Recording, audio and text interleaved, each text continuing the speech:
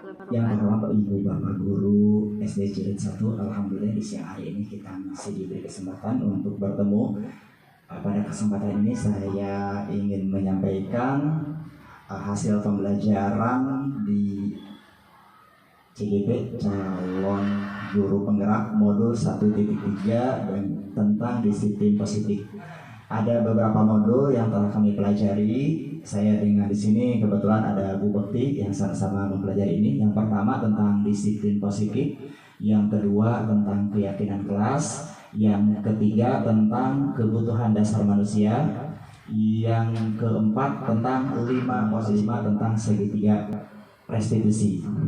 Baik Bapak Ibu, di sini saya tidak hendak mengajari Bapak Ibu semua, karena saya yakin Bapak Ibu sudah melaksanakan apa yang akan saya sampaikan ini.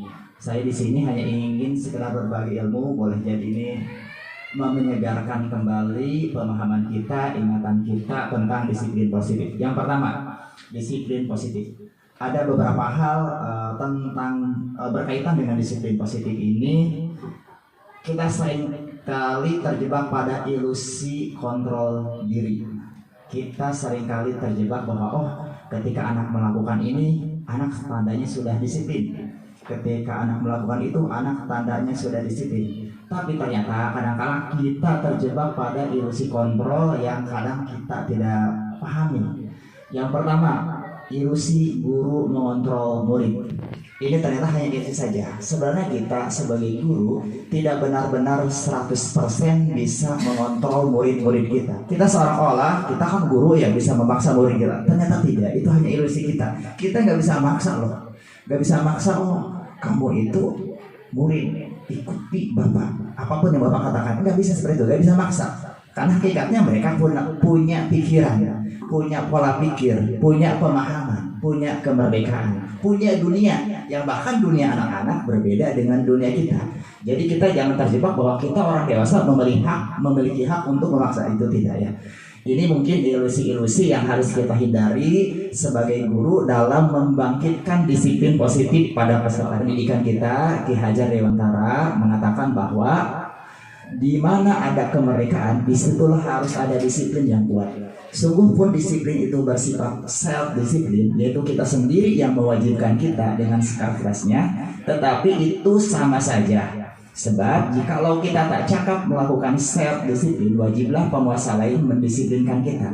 Dan peraturan demikian itulah harus ada di dalam suasana yang merdeka. Pun di sini anak-anak belum bisa jadi disiplin secara sendiri, harus ada di sini bahasa dari Ki Hajar Dewantara adalah penguasa lain. Dalam penguasa lain itu adalah orang lain yang membimbing mereka, yaitu guru. Namun demikian, kita dalam mendisiplinkan mereka itu suasana yang harus kita bangkitkan adalah suasana yang merdeka, tidak memaksa mereka, gitu ya.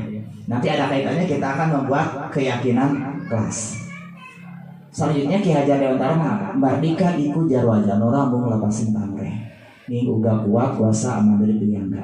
Merdeka itu artinya tidak hanya terlepas dari perintah, akan tetapi juga cakap buat memerintah diri sendiri. Nah, tugas kita itu bukan memaksa murid, bukan memerintah murid, tapi membangkitkan kemerdekaan pada murid. Merdeka itu artinya apa? Merdeka itu anak bebas dari perintah-perintah, tetapi anak juga terbebas untuk memerintah diri sendiri. Nah, yang harus kita bangkitkan di sini, kita garis bawahi, anak bisa memerintah diri sendiri. Artinya anak itu sudah bisa memerintah diri sendiri. Saya saatnya nih masuk kelas jam 7.00. Saya tidak boleh keluar nih. Apakah disiplin? Karena disiplin ini berasal dari kata Latin disiplina, yang artinya belajar. Kata disiplin juga berasal dari akar kata yang sama dengan disciple atau murid, atau juga pengikut. Jadi sebagai pendidik, tujuan kita adalah menciptakan anak-anak yang memiliki disiplin diri, sehingga mereka bisa berperilaku dengan mengacu pada nilai-nilai kebajikan universal dan memiliki motivasi intrinsik, bukan ekstrinsik. Jadi tugas kita itu membangkitkan motivasi di dalam diri peserta didik untuk menjadi orang yang disiplin, bukan memaksa mereka, bukan mengiming-imingi mereka dengan hadiah, bukan menakut-nakuti mereka dengan hukuman, bukan.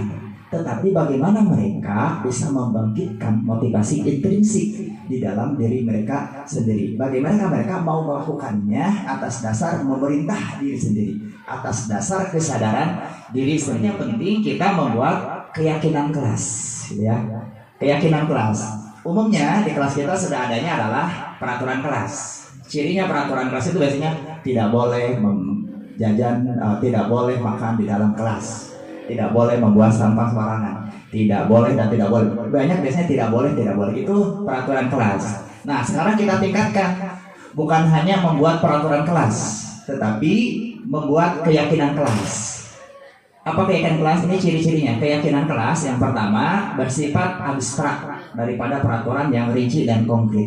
Kalau peraturan itu kan rinci, masuk 7.30 keluar 12.15, rinci. Kalau keyakinan kelas bersifat abstrak, hanya nilai-nilai saja. Yang kedua, keyakinan kelas berupa pernyataan-pernyataan universal. Yang ketiga, pernyataan keyakinan kelas senantiasa dibuat dalam bentuk positif. Ya. Beda dengan peraturan yang biasanya negatif, tidak boleh jajan sembarangan, negatif. Kalau kita positif, keyakinan kelas hendaknya tidak terlalu banyak sehingga mudah diingat dan dipahami oleh semua warga kelas. Yang kelima, keyakinan kelas sebaiknya sesuatu yang dapat diterapkan di lingkungan tersebut. 6. Semua warga kelas hendaknya ikut berkontribusi dalam pembuatan keyakinan kelas lewat kegiatan curah pendapat. 7. Bersedia meninjau kembali keyakinan kelas dari waktu ke waktu. Itu tentang keyakinan kelas. Jadi keyakinan kelas yang saya contohkan kemarin membuat keyakinan kelas. Contoh ini. Langkah membuat keyakinan kelas. Yang pertama, peserta didik mengusulkan peraturan kelas. Jadi sebelum membuat keyakinan kelas, kita buat dulu peraturan kelas. Peraturan kelas itu bagusnya muncul dari usulan para peserta didik. Peserta didik mengusulkan, ya Pak, peraturannya pertama, kita harus memakai seragam setiap waktu. Kedua, tidak boleh bertengkar. Ketiga, misalkan, tidak boleh makan di dalam kelas. Keempat, tidak boleh memakai baju yang berbeda dari seragam. Misalkan itu, semua anak mengusulkan. Yang kedua, peserta didik menyimpulkan nilai yang terkandung di dalamnya.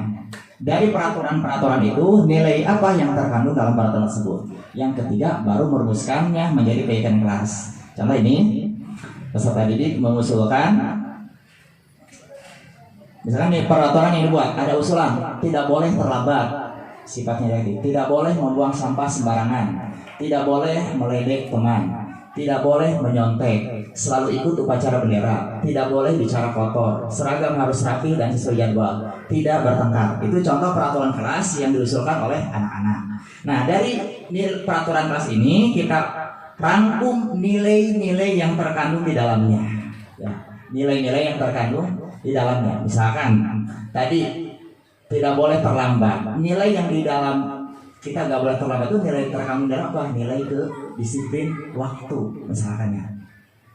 Misalkan disiplin waktu, sopan santun misalkan. Ya, melekat. Ini sebuah nilai.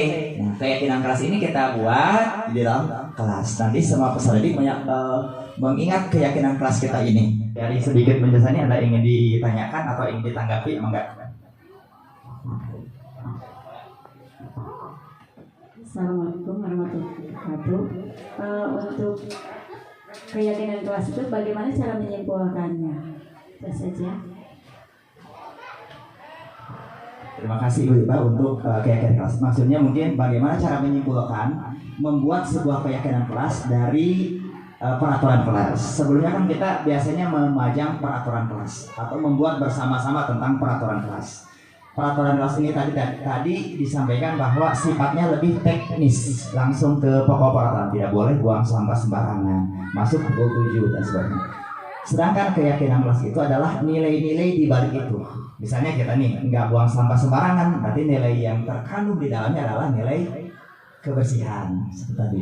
Misalkan kita datang tepat waktu pukul 7 sampai di dalam kelas pukul 7 sampai pukul 12. Berarti nilai yang terkandung di dalamnya adalah disiplin waktu. Nah, seperti itu. Kita simpulkan, kita buatkan nilai apa saja yang ingin dituliskan di keyakinan kelas ini. Nilai ini tidak dibatasi nilai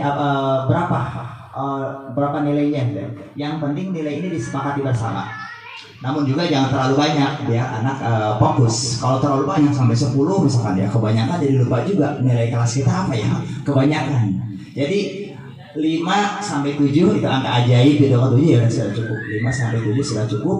Misalkan ini nilai disiplin, kebersihan, jujur, sopan santun, setara dan saling menjaga. Nah, tadi kan di peraturan kelasnya tidak boleh bertengkar. Oh, bertengkar itu kan kita harus rukun ya.